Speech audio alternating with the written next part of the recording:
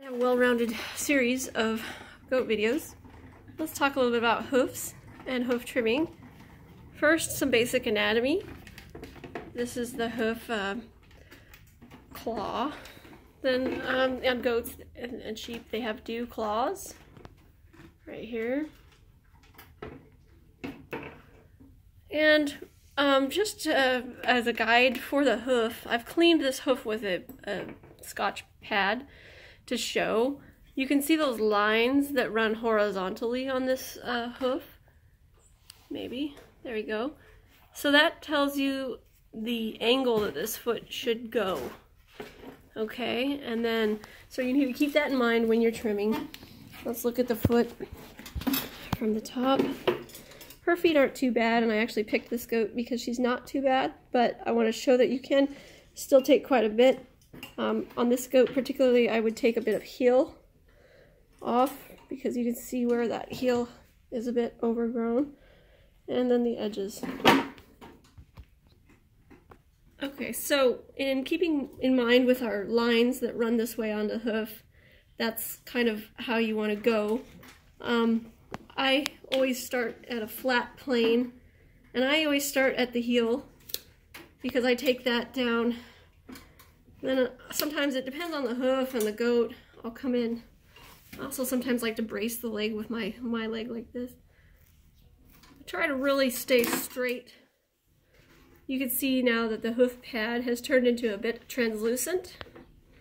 So you can see that we're getting close to where we need to stop as far as depth. I'm gonna just clean off this toe a little bit. But that's why I start at the heel. I'm really conscientious of that line, the horizontal lines that are on the hoofs. So we'll do this other toe. I use my fingers in between the hoof toes to spread them out and hold them securely while I'm trimming.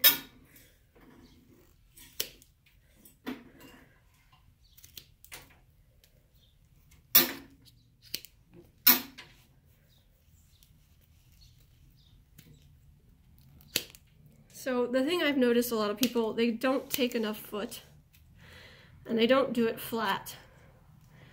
So I'm going to go ahead and show on the back foot now a kind of an improper trimming.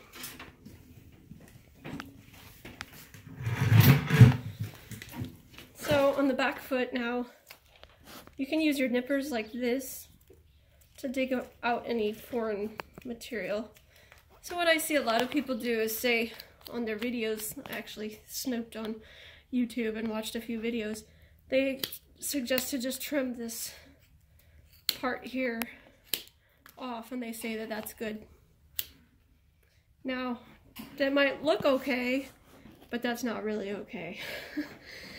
She's really out of alignment with that line that we talked about, the horizontal lines that run here.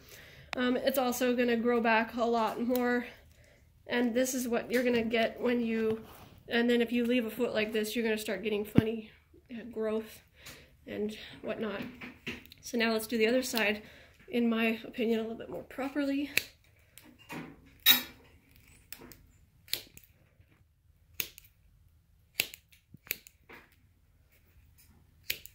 And then we'll look at the difference.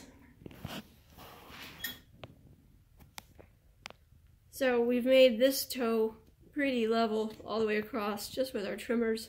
I'm going to go ahead and fix this one now to make it more proper.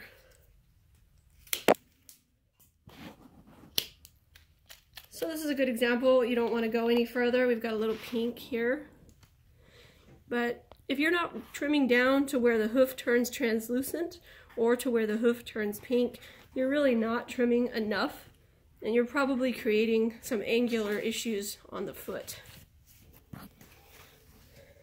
So let's see if we could do one more. It's a little different shape to this toe, a little bit more curled over. You also want to make sure that these heels are the same length, and think about how they're standing.